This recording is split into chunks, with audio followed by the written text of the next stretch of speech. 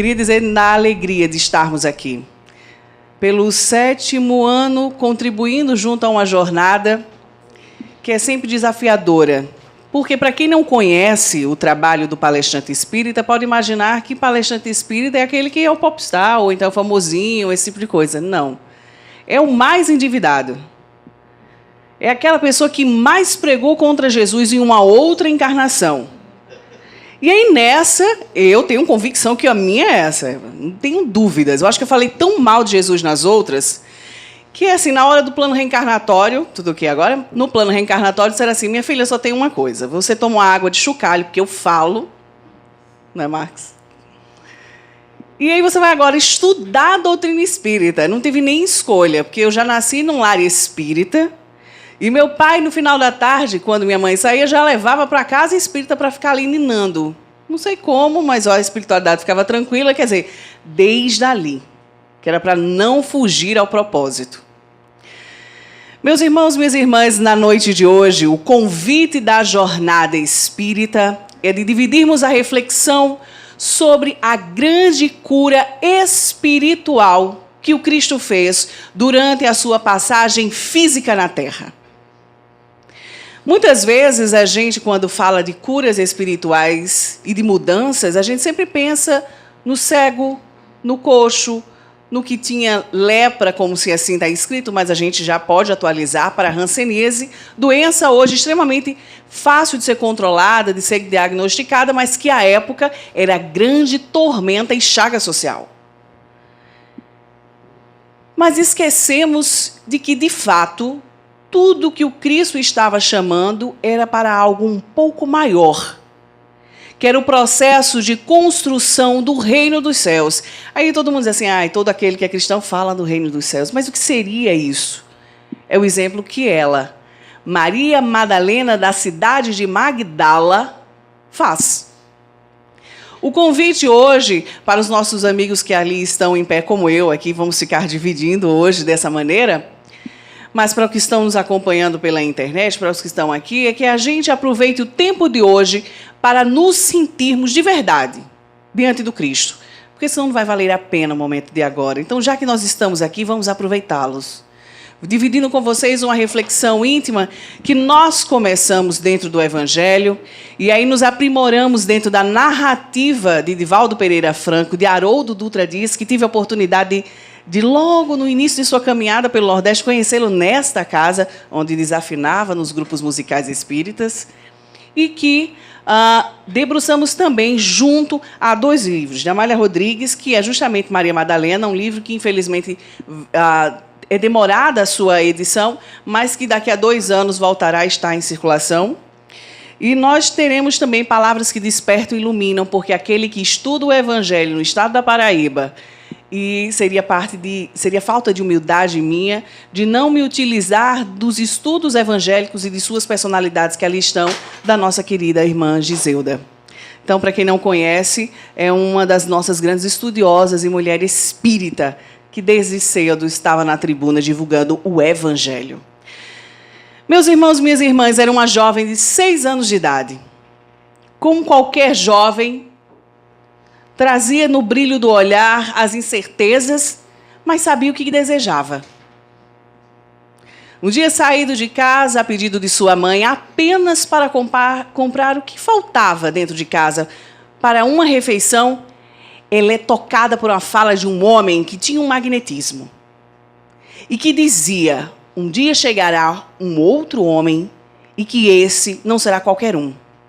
Terá pureza em seu coração, terá bondade e libertará as nossas chagas, chagas essas que estão nas nossas almas, as enfermidades que são tão combatidas na carne, mas só Ele terá a capacidade de, com o seu amor e brandura no olhar, nos dizer, tua alma está enferma e eu tenho condições de te oferecer o remédio. Aquela jovem ficou encantada em imaginar aí em meio àquele tumulto, aos infortúnios. Nós estamos falando dos primeiros anos da nossa era datada, como nós a temos hoje. E ela ficava curiosa porque como seria um homem? Porque imaginem só, A época do Cristo, como eram as figuras masculinas precisavam ser, como eram ensinados a ser. Fortes, quase militares da época. Homens mais brutos, que tinham que defender os seus pertences, defender a sua família, seus servos, para que ninguém atacasse nem levasse. Se alguém proferisse contra a sua honra, ia lá repudiar, muitas vezes ao duelo, à briga, a mortes. Saía-se de casa como? Pronto para defender-se a qualquer custo. Imagina uma jovem criança de 6 anos ouvindo de que existiria um homem com doçura no olhar, que libertariam, que não seria como qualquer um. Esse dia, na época, em sua região de Magdala, aquela que nós conheceríamos depois como a convertida, a grande convertida, ela era chamada apenas de Miriam. Ela guardou em seu coração, e os anos se seguem. Aos 15 anos, encontra aquele que diria que seria o grande amor da vida dela. Amor este que era tudo que ela esperava. O tão sonhado príncipe que dividiria a vida, que constituiria família e que ali seriam eles dois, fortes para o mundo inteiro. Aí a gente pode dizer assim, hoje, nossa, 15 anos, muito jovem, mas precisamos lembrar que, por exemplo, a minha bisavó casava com essa idade, né? À época se casava muito jovem, se encaminhava a moça a essa idade. Só que, infelizmente, a beleza dessa jovem era tão grande, tão encantadora, que era apenas isso que aquele homem, todo vestido de ternura e doçura, queria. E como qualquer mulher que é relegada, jogada, qual era o destino desta mulher? As partes mais sombrias da cidade. Partes sombrias, e agora do que viver? Viver do que lhe trazia bons rendimentos, a sua beleza, a sua sensualidade, a capacidade de oferecer-se e de servir aquele que pagava, e pagava muito bem, por sua beleza e por momentos com ela. Assim, o coração que antes era tomado por um infinito desejo, um infinito sonho de ser feliz, entrega-se às amarguras. As pessoas que com ela conviviam diziam que pareciam que ela era tomada de capacidade de atrair entidades funestas, doloridas, que igual com ela, muitas vezes, na noite de seu maior desespero, ela entrava em loucura, fechava a grande casa que atendia e não havia um rei, um príncipe que batesse a porta dela que ela atenderia, porque ela estava entregue à sua dor. E que é coisa mais forte do que a dor que toca no coração da gente? Aquilo que nos faz perder o sono, que nos inquieta, que mostra o tamanho do vazio que nós ainda temos nas nossas almas, revelando o sombrio que tanto Rossandro Klinger tem nos ensinado a enxergar, a acolher e transformar. Só que num desses dias, depois de muita crise, ela sente que as coisas não estão bem dentro dela. Mas ela havia marcado um encontro com um dos seus amantes. E passeando nas liteiras, eu não sei se vocês vão lembrar, naquele momento do Telecurso 2000, vamos lembrar um pouco.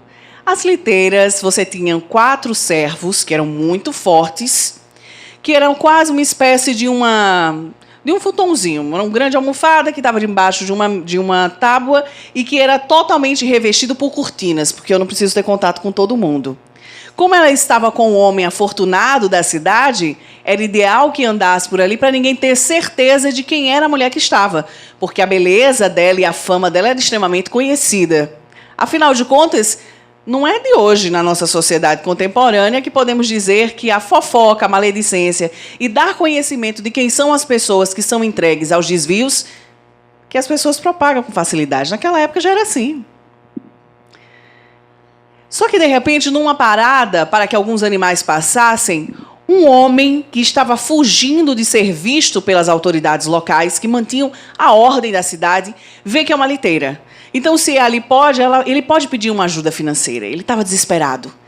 Ele tinha hanseníase, ele tinha a lepra, ele estava com as chagas, ele tinha muitas feridas no corpo e estava desesperado porque sabia que ali perto estava um homem, aquele que poderia salvar, o tão famoso Messias, aquele tão esperado, e ele estava em busca de sua cura. Mas o problema é que era muito longe e ele precisava tomar uma embarcação e não tinha dinheiro, porque dinheiro era a única coisa que poderia assegurar que ele entraria na embarcação, porque estava doente.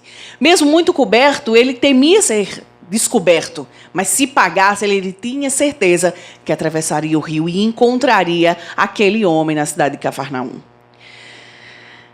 Ele para. Senhora, não sei quem és, mas sei que tens condições de me ajudar. Ajuda-me. Estou à procura de um homem que é santo e tem capacidade de curar as minhas feridas. Dá-me o que podes para contribuir com o meu transporte. Me ajude neste momento. Aquela mulher meio descrente, mas querendo se livrar um pouco daquele, não vendo nada demais de dar-lhe uma moeda, e que aquela moeda de ouro, era muito dinheiro. Ela recolhe uma moeda e joga a ele.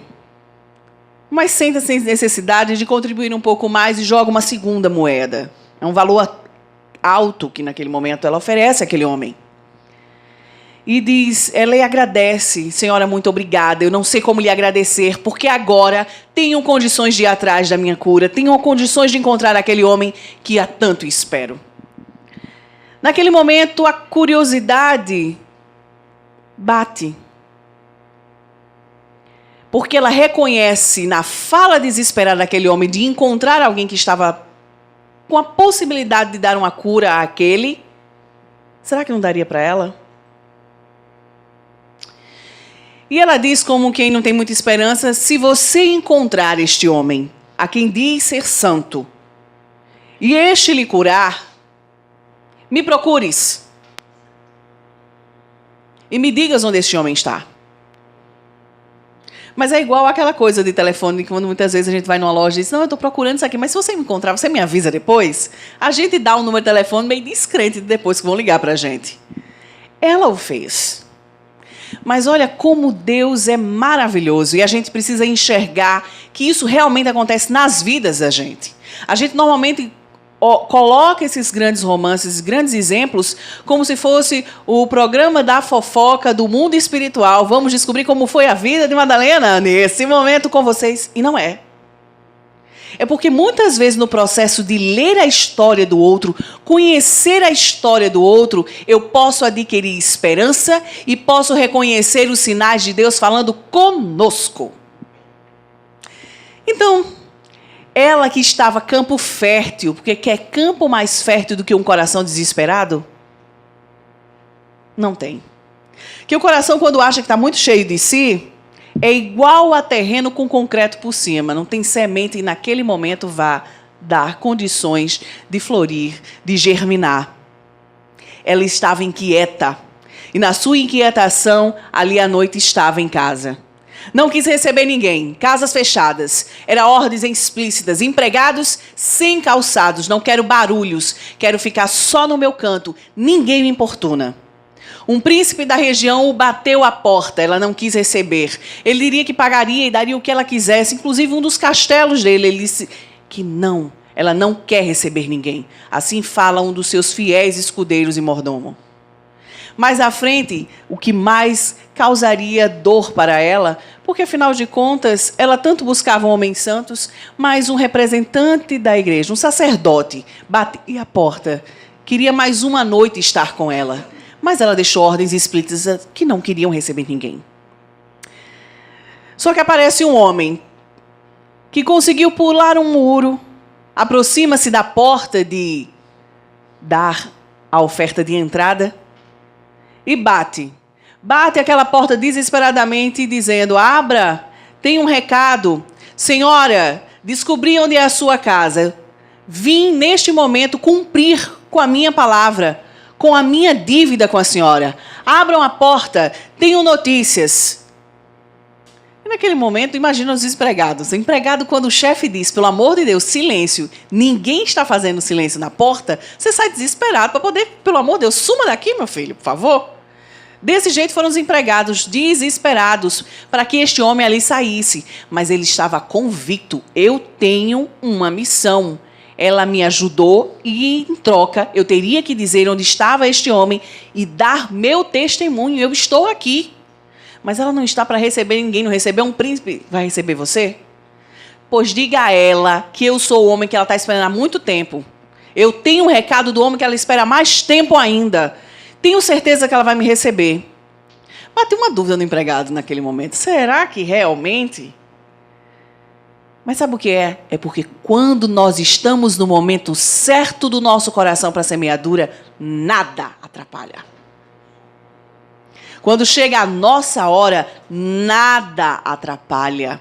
Porque está traçado, tudo é trabalhado, tudo é extremamente planejado. Nada na nossa vida, no nosso plano reencarnatório, acontece por acaso. O homem bateu a dúvida nele, chamou uma serva que era mais próxima e foram até o quarto. Só que esqueceram de fechar a porta. E o homem todo afobado sai entrando, correndo atrás. E aí, quando ele vai abrir a porta, o servo fiel vai abrir na porta do quarto da sua senhora. Aquele homem, como um trator, entra. Senhora, pelo amor de Deus, se levante. Se levante, senhora, estou aqui. Eu não disse à senhora que eu viria lhe mostrar? E ela fica: quem é este homem que adentra meu quarto? O que é que vocês estão pensando que isso aqui é? Mas ela, de repente, olha para o homem e reconhece de que realmente eles fizeram esse acordo. Mas ela está tão angustiada que ela quer se livrar dele. Senhora, estou aqui. Encontrei o Rabino. Encontrei o Messias e ele me curou. Ele é sim um homem que fala de amor, de ternura. Ele é a própria lei. Ele é a própria verdade. Se arrume, ele está aqui perto. Podemos ir. Nesse momento, ela bate uma certa vontade e uma desesperança. Porque poucos minutos antes, um sacerdote estava batendo a porta dela para deitar-se com ela. Por que agora ela vai se vestir diante do seu tormento, da sua dor, sair do seu canto para encontrar um outro homem, se mulheres como ela eram apedrejadas às ruas todos os dias? Naquele momento ela lembra que há poucos dias uma serva fiel tinha dito: senhora, há um homem que está aqui na cidade e ele fala de amor, pode lhe fazer muito bem. Por que a senhora não o procura? Ou seja, ela percebeu que estava tendo um outro chamado para o mesmo homem. Mas ela está tomada de desesperança e ele levanta as vestes e mostra como as feridas dele estavam secas, como ele não fedia e como ele se sentia revigorado. E é claro, o Espírito de Deus, quando ele está em missão, ele não para até que a missão é concluída. E o intento dele naquela noite era tirar aquela mulher daí e levá-la ao encontro do Cristo. E assim ele faz. Consegue levantá-la à força, convida uma das servas que vista, que lhe dê a roupa necessária para que ela possa se camuflar e, nesse momento, atravessar o rio até Cafarnaum. No meio do caminho, quando ela vai chegando ao seu pequeno transporte para navegar, o seu servo que lhe ajuda, no ato de ajudá-la, lhe faz lembrar da promessa que ela um dia ouviu quando tinha 6 anos. Que um dia ela encontraria este homem e que existiria um homem que mudaria a vida e melhoraria as chagas que curariam as almas doloridas e enfermas. Será que este homem que no fundo eu sempre trouxe no meu coração, hoje eu vou encontrá-lo? No momento, meus irmãos e minhas irmãs, quando a gente melhora um pouco a vibração no momento de dor, a gente entra em sintonia com o auxílio que está ao nosso lado. Ela é tomada naquele momento de esperança. Por que não? Já me frustrei tanto, por que não encontrar este homem? Só que atravessando o rio, ela vai à casa de quem? Simão Pedro, é um pescador. O que uma mulher impura estaria ali? Bate em segurança. E se esse homem realmente for muito santo, será que eu vou conseguir ter coragem de estar com ele? Será que ele vai me receber? O medo da rejeição, porque nós temos naturalmente este medo. Imagina quem carregava em si o rótulo de impura e escória de uma sociedade. Ela adentra. A porta que estava entreaberta, que iluminava um pouco aquela sala. Ao entrar, todos que ali estavam olham com admiração o que ela estava fazendo aqui, mas Jesus sempre estava com todos aqueles que eram perseguidos. E ela olha para o mestre e disse: Rabi. Nesse momento ele olha. Ele vira e olha fixamente ao olhar daquela que ele sabia que era a noite do encontro. Ele sabia que era aquela noite que a mulher enferma, com seu coração dolorido, estaria ali para um momento que seria de transformação e de mais um resgate de uma ovelha que estava perdida. E qual é a alegria de todos nós ao estarmos diante de alguém que a gente tanto espera? Sermos reconhecidos e este saber que nós existimos. Não é assim? Ele olha para ela e chama: Maria. O Senhor me conhece? Conheço a todos. E todos eu sei o que se passa pelo coração. Eu te esperava. Qual é a alegria e o desespero de alguém tão doce, que com o amor olhava, sabia a existência dela, dizia que o esperava e dizia com amor. Imaginem só, você é vista o tempo inteiro como um único objeto de satisfação física.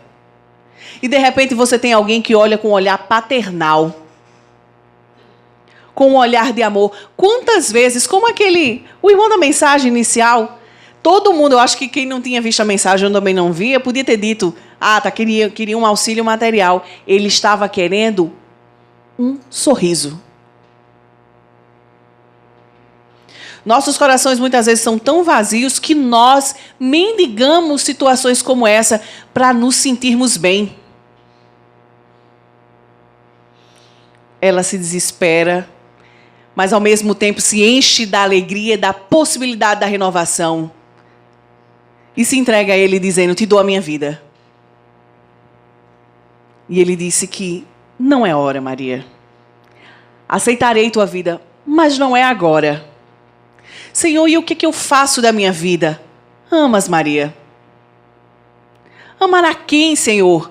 Ama teus filhos. Maria disse que apesar de ter tido com muitos homens, nunca engravidou, nunca teve filhos. Então ela não tinha filhos. Como ela poderia amar aos filhos?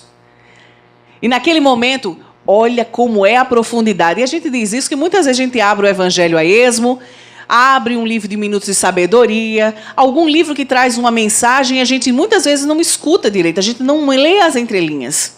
E naquele momento Jesus dizia qual era a missão que um dia ela faria naquela encarnação. Maria, deverás amar aqueles filhos que não têm mãe, aquelas mães que não têm filhos e precisam de outra mãe, aqueles homens que, apesar de homens, são tão crianças e não têm mais suas mães, mas precisam de uma mãe. Gravem isso. Ela, naquele momento, ele deu a mim uma esperança, ele me deu um norte. Porque muitas vezes nós nos entregamos aos nossos desvarios por falta de objetivo. Nós vivemos e esquecemos de ter objetivos de vida. Eu tenho, Natália, minha graduação, minha pós-graduação, que a gente coloca data, idade. Não, eu preciso ter uma carreira, comprar uma casa num condomínio fechado com tal idade, encontrar um companheiro, uma companheira de propaganda de margarina, que tudo é perfeito, ter filhos perfeitos. Não é esse o planejamento que a gente precisa fazer. É interior. Preciso me planejar e viver bem dentro do processo da materialidade? Sim, cumprir bem com as minhas funções. Porque o cristão que é cristão, até no horário de trabalho, no bem prestar o serviço com responsabilidade, com amor, com honestidade, ele está até evangelizando nesse momento como exemplo, que é o que arrasta. O que tirou naquele momento Madalena da cama não foram os gritos, foi a própria viva, o testemunho vivo, o fruto do trabalho de um homem de bem. Ela volta com o coração com o norte. Ou seja, é fazer a caridade, é me entregar às outras pessoas. Só que naquele momento que ela está voltando e ela é acompanhada pelo olhar, o que mais me chamou a atenção é que naquele momento Jesus não disse, vai e não peques mais. No primeiro encontro, veja que todas as outras narrativas, quando alguém está enfermo, no primeiro encontro, que normalmente é apenas este, ninguém está dizendo, depois voltou e ali estava com Jesus, continuou caminhando com ele. Normalmente é um encontro, uma cura e sai para testemunhar. Ela volta com o coração renovado porque ele, naquele momento, já entendia. Ela não quer viver aquela vida mais. Ela sente necessidade de vida nova. E quando a gente está muito certo do que quer fazer, a gente segue sem nem olhar para trás. A gente sente no coração uma divisão de águas. Ao passo de que, mesmo a gente, olhando para o comportamento de minutos atrás, quando a lucidez chega ao coração, quando somos tocados de uma proposta nova, parece que nós estamos falando de outra pessoa, não é a mais que estava pulsando aqui dentro. Ela volta para casa, espera o dia amanhecer com o coração em júbilo, porque agora ela vai querer seguir o mestre. Mas tudo que ali estava, para ela, era o símbolo de momentos de dor, dos momentos de erro, dos momentos de engano. Jesus pediu a ela, dá tudo que tu tinha. Ele deu alguma diretriz, ele disse, ama aqueles que necessitam de amor.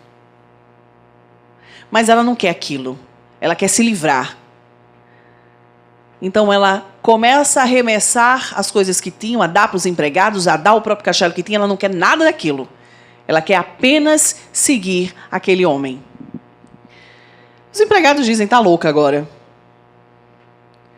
O vilarejo que vivia dos homens que ali estavam, porque a cidade era uma cidade de passagem, é uma cidade que muitos homens que iam fazer negócios ali estavam, era uma cidade que circulava muito dinheiro, era uma cidade que também circulava muito em torno dela, em torno das atividades de sua casa, e agora o eixo econômico do local está mudando. Opa! Mas ela não quer saber. E ela não se contentou com o encontro. Ela queria agora ser mais um, a estar com ele. E resolve procurá-lo. Só que nesse momento ele está na casa de outro Simão. Só que este outro Simão não era aquele outro pescador. Esse vivia dentro da alta sociedade, vivia junto com as economias, se dizia um grande religioso. Se dizia. Jesus, ele soube que estava ali. Jesus era pop, então como ele queria sempre estar cercado de pessoas glamurosas, pessoas que davam o que falar, ele queria convidar para a casa dele. Simão convida. Para o espanto de todos, Jesus aceitou. Porque nós, ainda quando estamos apegados a esse momento, a essa encarnação, a materialidade, a gente nunca imagina o que, de fato, uma ação como essa pode ter como consequência. O Cristo já tinha. É tanto que se nós tivéssemos sempre a dimensão do que a minha ação de pegar, por exemplo, esse copo, tomar água agora, olhar para vocês, o que pode causar em cada um. O ato de repente, Renato é meu amigo de milhões de anos. Tenho muitas das vezes, nos encontros da Jornada Espírita, a felicidade de ser recebida com a sua musicalidade, com o seu amor, com o seu carinho. E aí, de repente, chega, Renato só quer ser. Eu posso brincar com o Renato, porque Renato é amigo, né, Renato? Aí eu chego para Renato, Renato só quer ser. Porque canta bem, porque toca, eu que aqui, ó, faço nada disso. Ainda tive um dia a ousadia de cantar no movimento espírita. Para a felicidade de todo mundo, deixei disso. Mas Quer dizer, se eu soubesse como é tratá-lo mal, que tipo de consequências daria isso, quanto teria de necessidade de reaver aquele momento, de refazer os laços, de ganhar novamente o respeito dele, de ganhar novamente a confiança dele, de que eu jamais o destrataria novamente. Se eu tivesse dimensão do quanto isso é trabalhoso, do quanto isso muitas vezes pode levar até muitas encarnações para ser refeito, eu nem chegaria a destratar. Mas o Cristo sabia o que aconteceria naquela noite. 2 novas pessoas seriam tocadas naquele momento. Então o que ele faz? Recebe aquela mulher. Ele vai à casa de Simão. E claro, Maria agora, certa do que queria, não ia medir esforços para estar com Cristo. Ela não tinha mais nada a perder, concordam? Ela já deu tudo que tinha. Ela colocou como objetivo estar ao lado dele. Sabia onde ele estava. E ao encontro. Mesmo sabendo que todos iriam achar ruim a presença dela e que o dono da casa poderia dizer, um sinalzinho para um empregado, dizer, tira daqui. Ela entra. Ela entra trazendo só o que lhe traziam lembranças da felicidade. A roupa que guardava, no dia em que ela foi se entregar ao homem que um dia ela achou que era seu grande amor, porque era a última peça que ela tinha vestido, que na cabeça dela e no coração dela diziam sinais de pureza. Era para ela um sinal. E um vaso que continha um óleo essencial perfumado, presente de sua mãe, que já havia partido. Era só isso que ela tinha. Para ela era a sua riqueza.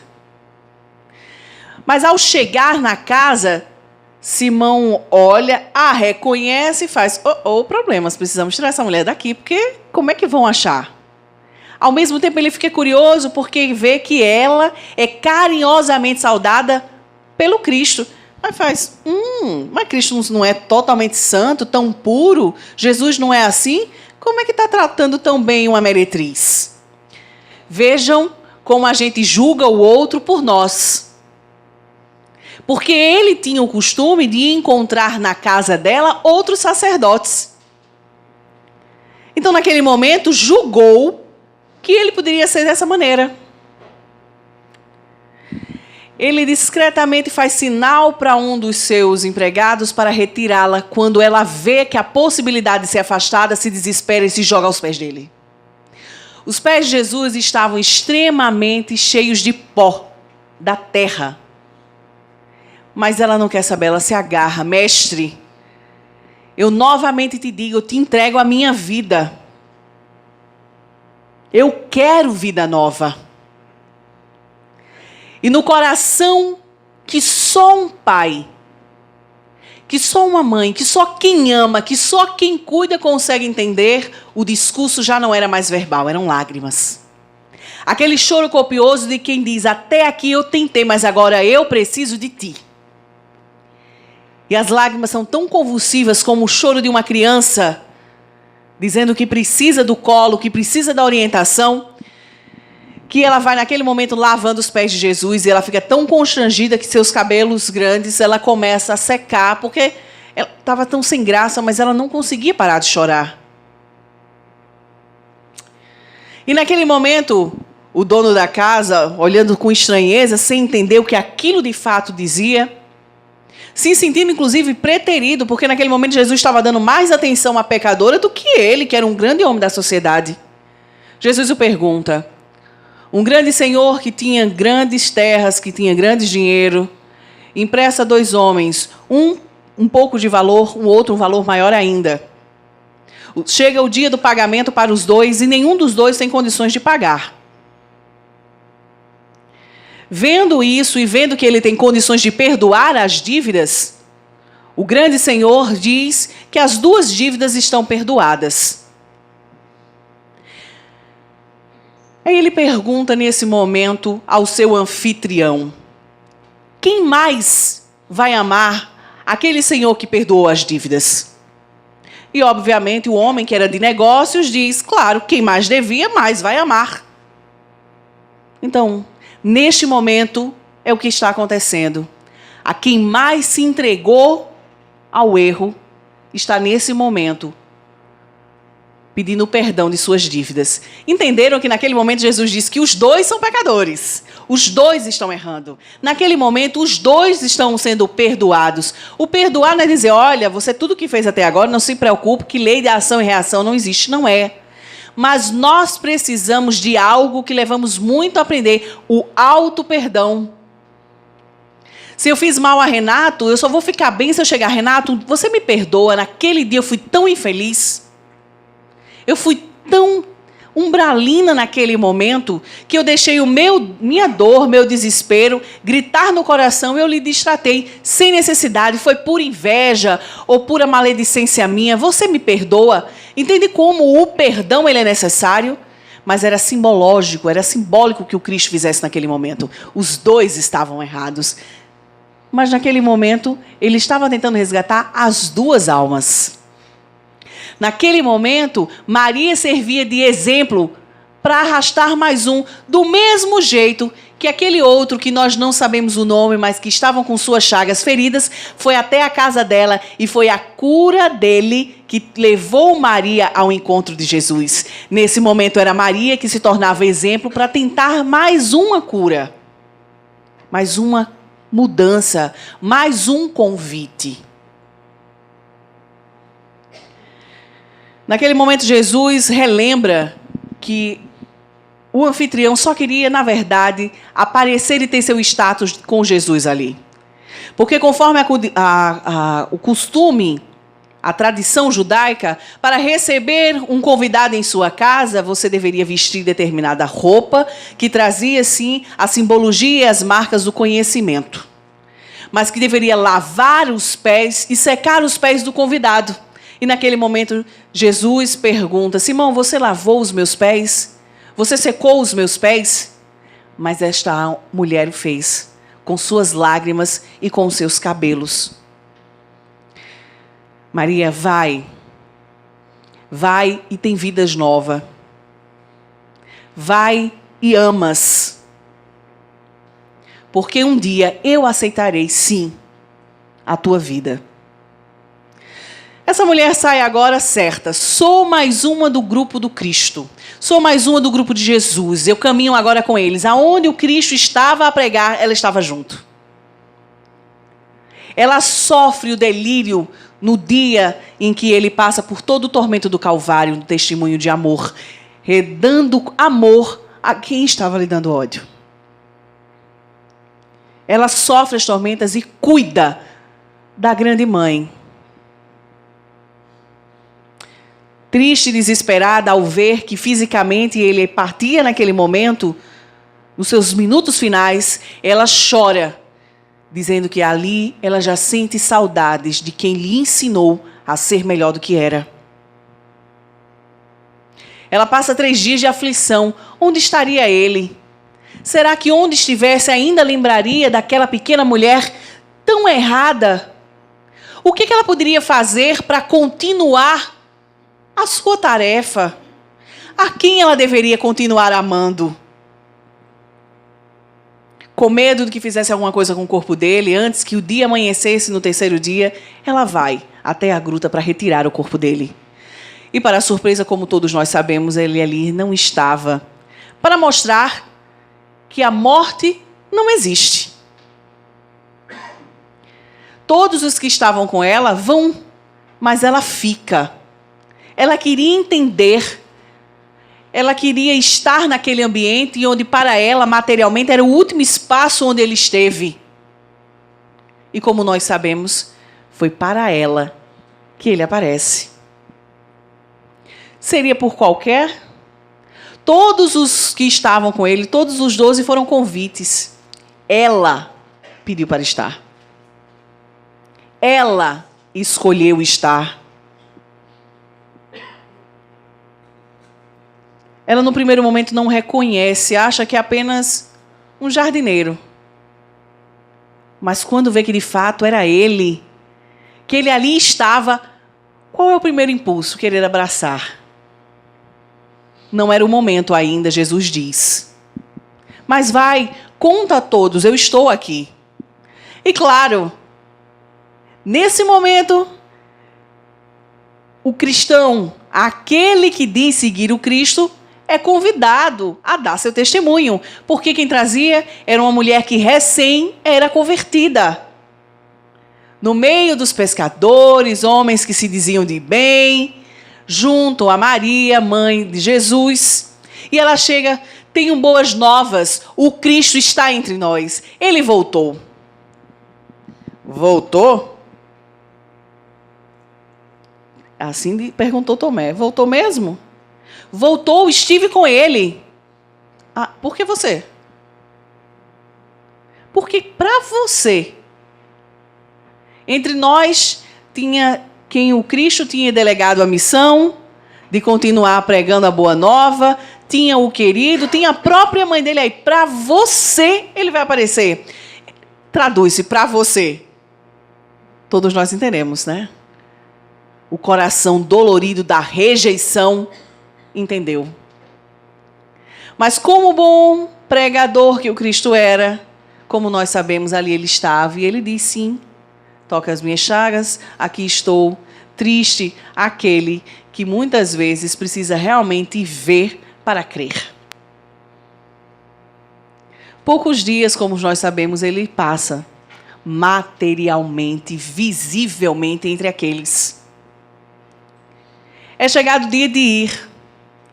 E qual a grande surpresa quando o Cristo ascende aos céus, depois de última fala para 500 ouvintes, assim narra Divaldo Franco.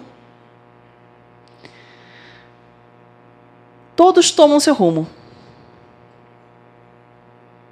O último que ainda se demora é Simão Pedro. E vendo que estava ficando só, porque cada um quis ir, partir, ela pede para ir com ele.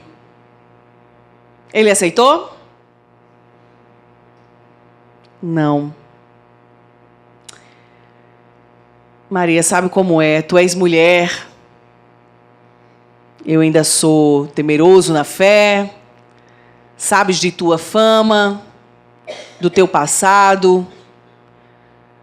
Pode ser que não seja bem visto a nossa companhia.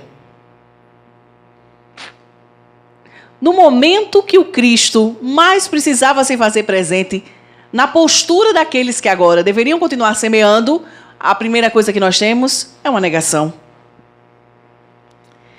Só que quando ela imagina, quando ela olha, ela está de frente para o rio, em Cafarnaum, de frente à casa de Simão, espaço onde pela primeira vez ela encontrava aquele homem.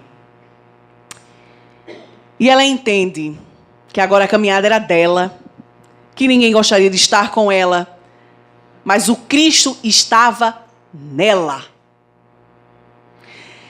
E ela tenta, dentro da cidade, encontrar meios, nesse momento, mais razoáveis de sustentar. Ninguém quer dar emprego àquela mulher. Os homens queriam que ela voltasse para a vida anterior porque sentiam saudade, alegando que lhe restituiriam todos os bens que ela havia dado. E ela é tomada por uma tristeza. Para o erro, há muitas mãos para me sustentar. Para a luta gloriosa, eu não encontro mãos materiais. Ela tenta se refugiar com um pouco de fome, junto às árvores, e de repente, no meio, ela escuta a voz de um homem dizendo, sai daqui! Sai daqui! Temos lepra. Como a doença não era controlada à época de maneira nenhuma, pelo vento, era capaz de se ter a transmissão. No primeiro momento, pela lei de instinto, ela quer sair dali, mas ela depois diz, mas o Cristo sempre veio para os afortunados, e foi justamente um como este que me trouxe a mensagem da salvação e o endereço certo. Ela resolve ficar. Mas o que vocês fazem aqui? Vocês não estão na área sanitária. Ou seja, sabe aquela área bem isolada, que ninguém queria, que ninguém passava? Fétida, que normalmente se colocavam os lixos vizinhos, era ali onde eles ficavam.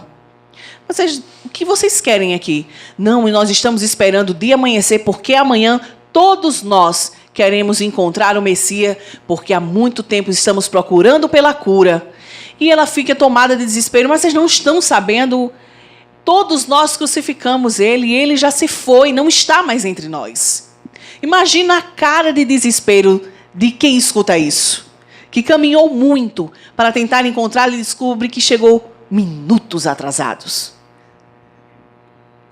Ela com tanta ternura, entendendo a dor deles, disse, mas eu estive com ele. Ele falava de amor. E naquele momento ela esquece sua dor para naquele momento pensar na dor do outro. Porque isso ameniza a dor da gente. Isso ameniza o sofrimento da gente. E naquele momento ela se percebeu falando de Jesus e falando de amor. O dia amanheceu e eles passaram a madrugada porque era seguro para ela, que tinha sido uma mulher da vida, e para eles, que eram os também rejeitados sociais. Quando o dia amanhece, eles correm para o lado, dizendo, precisamos ir antes que os guardas nos peguem, porque eles poderiam ser mortos. Quando ela percebe que todos estão indo, uma criança com sua pureza sorri e agradece pela noite. Naquele momento, ela olha para o lado e está só materialmente e disse, são eles, a minha nova família. Porque eles, igual a mim, são rejeitados.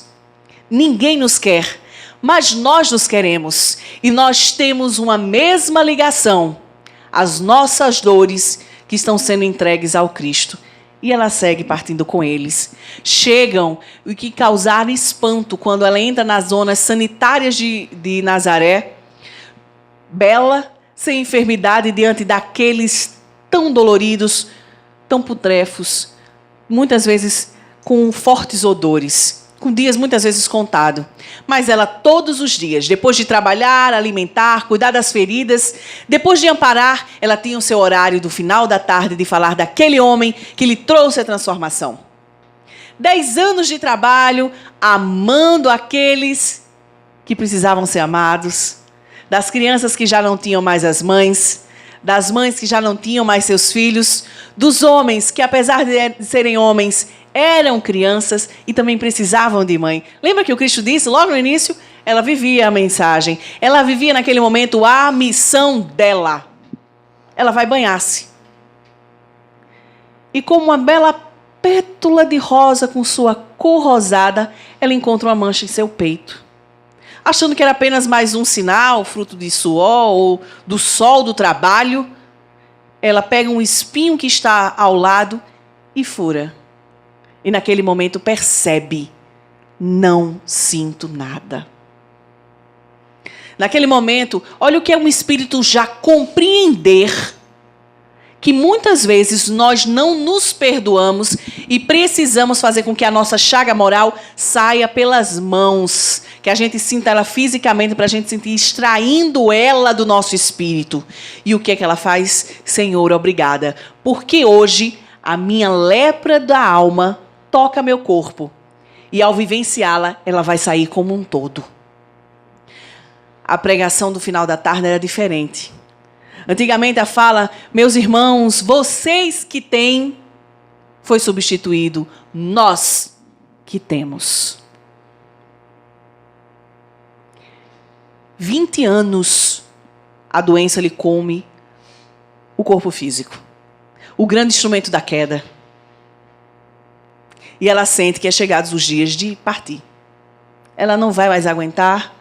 A doença já está atingindo níveis muito fortes, ela não tem mais orelhas, ela não mais enxerga direito, há várias enfermidades.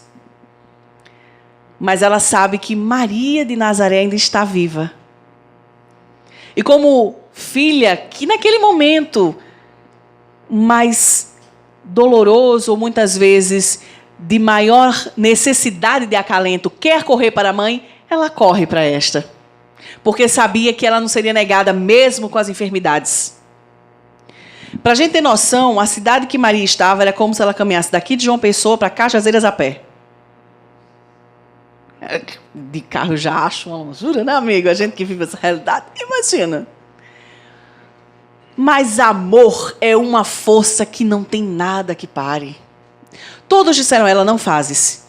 Porque pode ser morta no meio do caminho. Como você ficará? Sua saúde não pode resistir. Você pode chegar até lá, mas chegar já para morrer. Não faça isso. Aqui você terá mais um pouco de sobrevida. Mas ela tinha objetivos claros e sinceros. E ela faz a caminhada. Ela chega até a porta da casa, onde sabia onde Maria estava. E a sua pouca visão já não lhe permite distinguir que braços amorosos o acolhem para o seu último momento em pé em vida. 3 noites e 2 dias, ela é velada pelo amor incessante daquela que compreendia que filha voltava para casa, queria estar mais próxima, porque ela se sentia irmã de Jesus e queria estar com a mãe. Ela queria amor de mãe. Amor que transforma, que acolhe, que dá forças.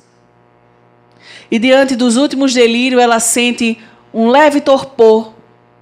E quando menos se espera, ela encontra segurando mãos. Mãos que diziam: Maria, olha no teu entorno. Ela estava de novo às margens do lago diante de Cafarnaum. Era o Cristo que recebia ela.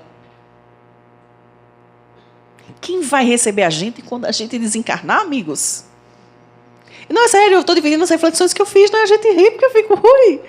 Será que vai ter faixa de seja bem-vinda no umbral para mim? Espíritas fracassados, Natália Mello, lista número 1. Eu fico com medo dessas coisas. Tenho tentado fazer reforma íntima, mas às vezes a gente acha que está abafando bem. Aí depois descobre que não, meu irmão, ó aqui.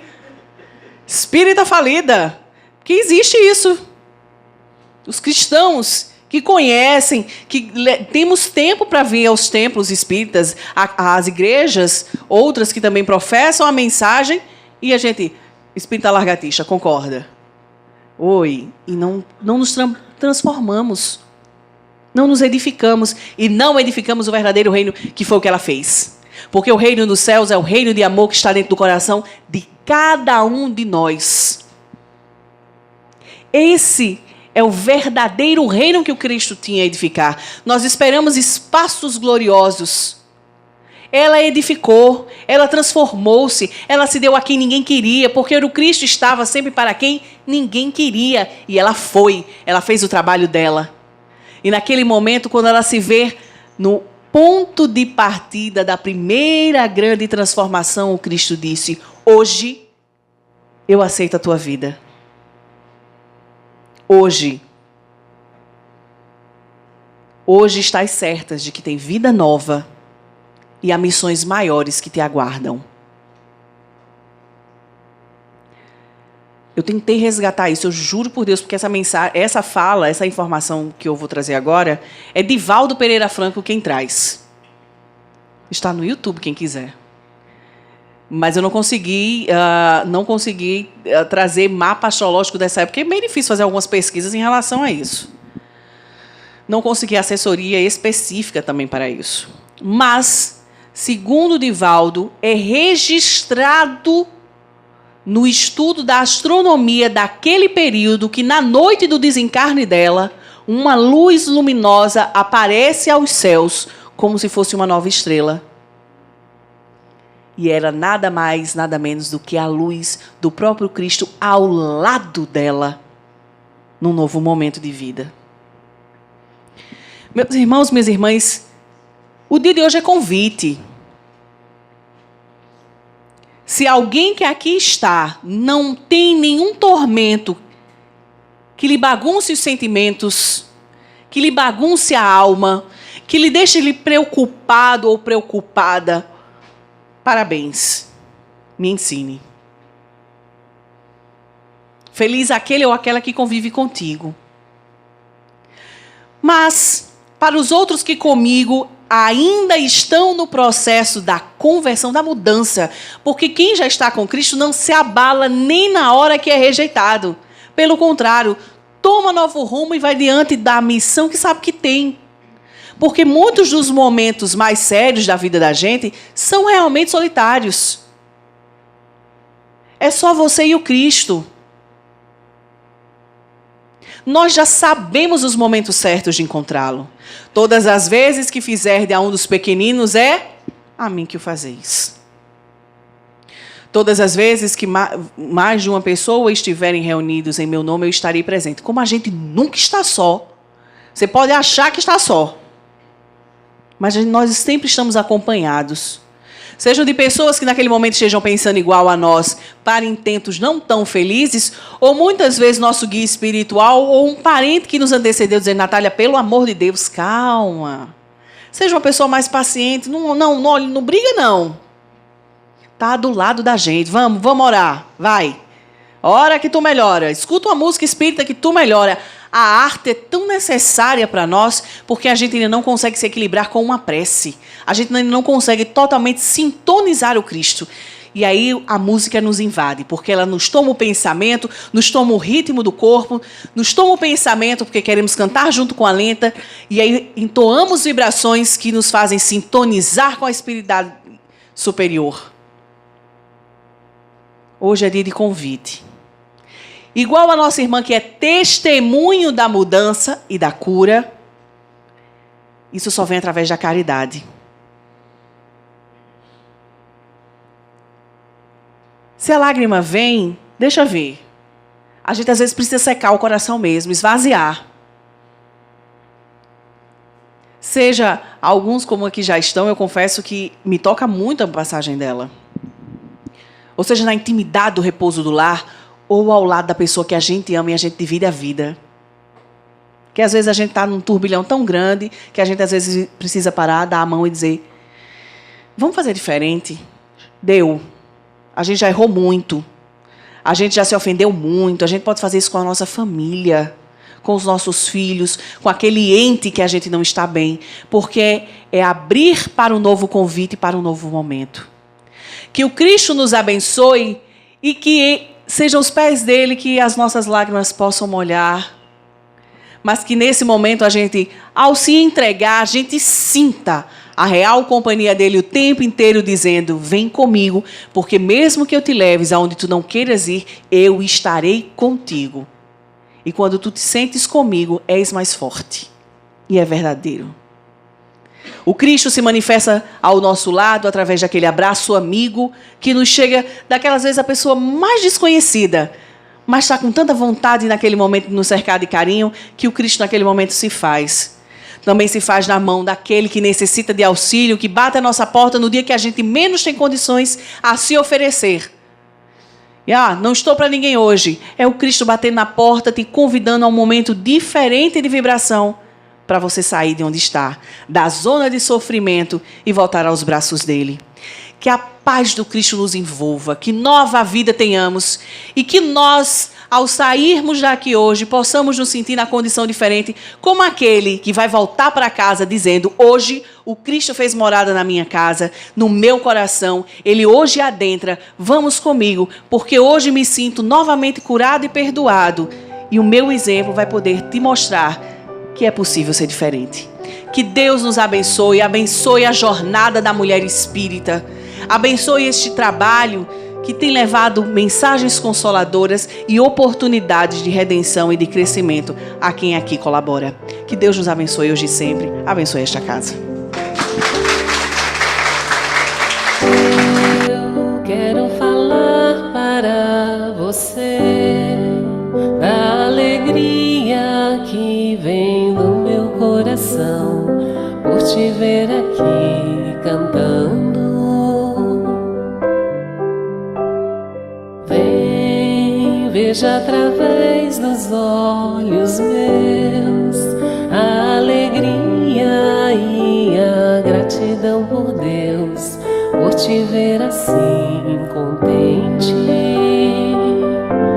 Amigos para sempre é o que nós iremos ser, na primavera ou em qualquer das estações, nas horas tristes, nos momentos de prazer, amigos para sempre.